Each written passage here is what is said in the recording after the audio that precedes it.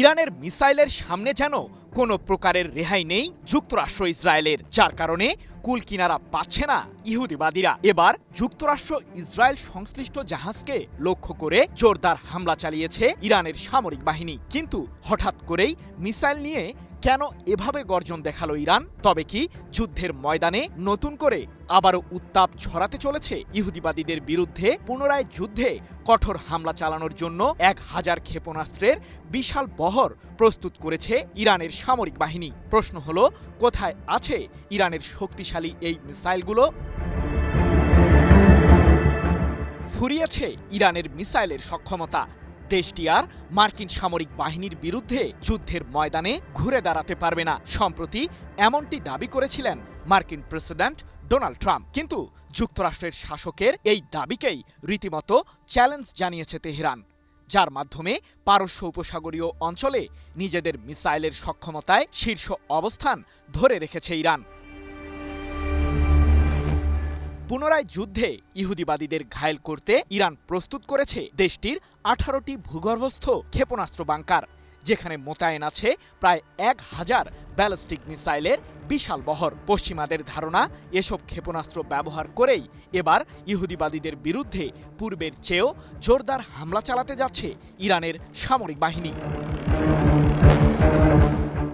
মূলত সাম্প্রতিক যুদ্ধে যুক্তরাষ্ট্র ও ইসরায়েলের যৌথ হামলার শিকার হয় ইরানের ওই 18টি ভূগর্ভস্থ ক্ষেপণাস্ত্র বাংকার, যার ফলে মাটির নিচে তলিয়ে যায় বাংকারগুলোর 69টি প্রবেশপথ। তবে ইহুদিবাদীদের বিরুদ্ধে সাময়িক যুদ্ধবিরতির মাঝেই সেই মিসাইল ঘাঁটিগুলোর 50টি প্রবেশপথকে মেরামত করতে সফল হয়েছে তেহরান, যার মাধ্যমে আবারও মিসাইল সক্ষমতায় ঘুরে দাঁড়িয়েছে ইরানের সামরিক বাহিনী।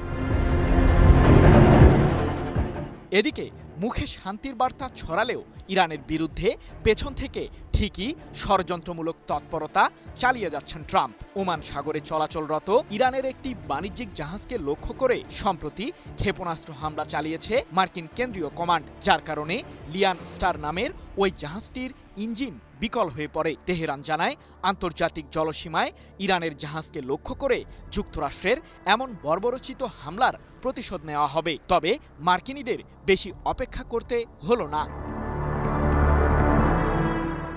যুক্তরাষ্ট্র ইসরায়েলের পণ্যবাহী এমএসসি সারিস্কা নামের একটি বাণিজ্যিক জাহাজকে লক্ষ্য করে পাল্টা হামলা চালানোর দাবি করেছে ইরানের সর্বোচ্চ প্রতিরক্ষা বাহিনী আইআরজিসি। এ সময় ইহুদিবাদীদের ওই জাহাজটি ইরাকের জলসীমায় অবস্থান করছিল।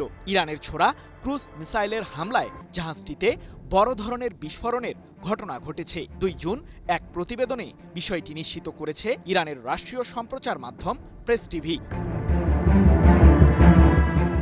এর আগে ইরানের বন্দর আব্বাসকে লক্ষ্য করে সম্প্রতি নিজেদের আগ্রাসী রূপ দেখায় যুক্তরাষ্ট্রের সামরিক বাহিনী। পাল্টা জবাবে কুয়েতে থাকা আলী আল সালেম নামে মার্কিন সামরিক বিমান ঘাঁটিকে লক্ষ্য করে জোরদার মিসাইল হামলার দাবি করে আইআরজিসি। আর এতেই ধ্বংস হয়েছে মার্কিনীদের ওই ঘাঁটির রাডার ব্যবস্থা।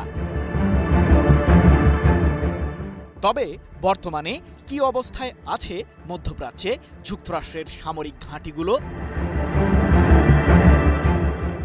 আমি ভরসা রাখি হিরন স্মার্ট ওয়াটার পিউরিফায়ারে।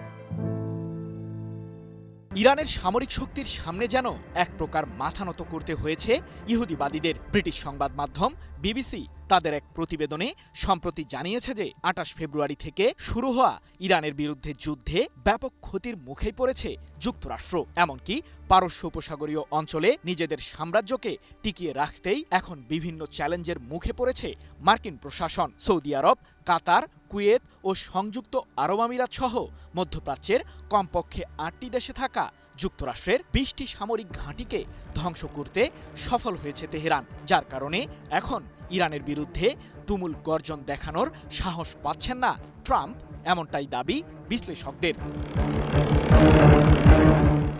সৃজন মাহমুদ, নিউজ 24।